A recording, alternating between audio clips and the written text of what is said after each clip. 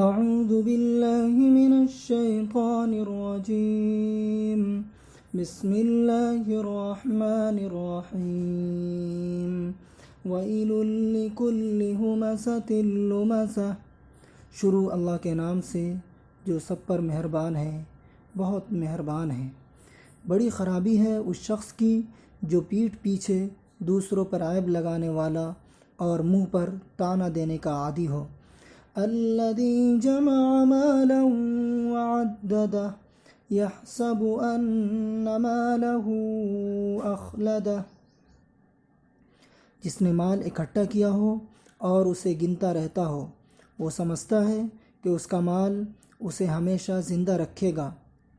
كلا لينبذن في الحطمة وما أدراك ما الحطمة، ہرگز نہیں، اس کو تو ایسی جگہ میں پھینکا جائے گا جو چورا چورا کرنے والی ہے، اور تمہیں کیا معلوم وہ چورا چورا کرنے والی چیز کیا ہے؟ نار اللہ الموقدہ التي تطلع على الافئدہ، اللہ کی سلگائی ہوئی آگ جو دلوں تک جا چڑھے گی۔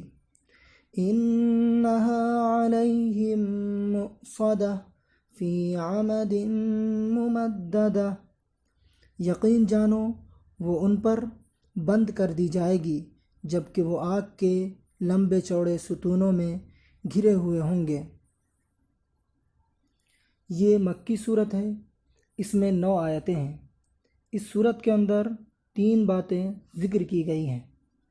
نمبر 1، پیٹھ پیچھے کسی کا عیب بیان کرنا غیبت ہے، جسے اللہ تعالیٰ نے ایک دوسری جگہ گھناؤنا گناہ قرار دیا ہے، اور کسی کے منہ پر طعنے دینا جس سے اس کی دل آزاری ہو، دل کو تکلیف ہو، اس سے بھی بڑا گناہ ہے۔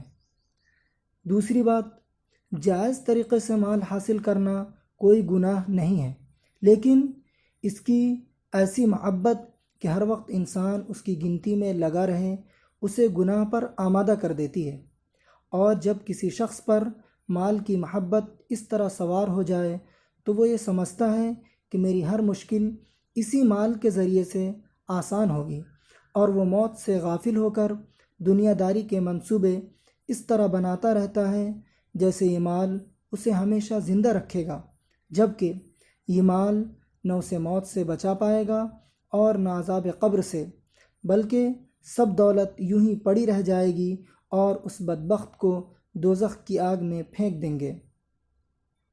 تیسری بات جو اس صورت کے اندر بیان کی گئی ہے کہ جہنم کی آگ بندوں کی نہیں، اللہ کی سلگائی ہوئی ہے۔ اس کی کیفیت کچھ نہ پوچھو، بڑی سمجھدار ہے، دلوں کو جھانک لیتی ہے۔ جس دل میں ایمان ہو نہ جلائے، جس میں کفر ہو جلا ڈالے۔ اس کی جلن بدن کو لگتے ہی فوراً دلوں تک پہنچ جائے گی، بلکہ ایک طرح سے دل سے شروع ہو کر جسموں میں پھیل جائے گی۔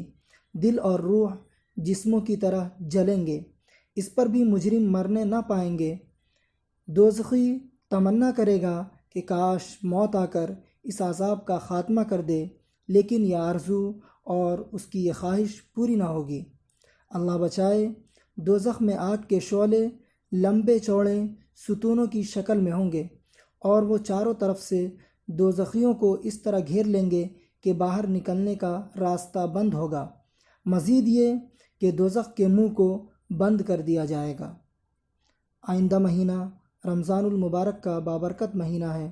دعا کریں کہ اللہ تبارک و تعالی اس مبارک مہینے میں ہمیں اور آپ کو زیادہ سے زیادہ عبادت کی توفیق عنایت فرمائے اور ہمارے گناہ معاف فرمائے۔ آمین۔ السلام علیکم۔